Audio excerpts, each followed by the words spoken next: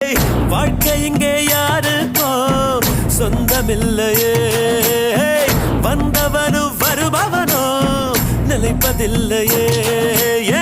நீயும் நானும் 100 வருஷம் இருப்பதில்லை பாரு. ஆடாத ஆட்டமெல்லாம் போட்டவங்க மண்ணு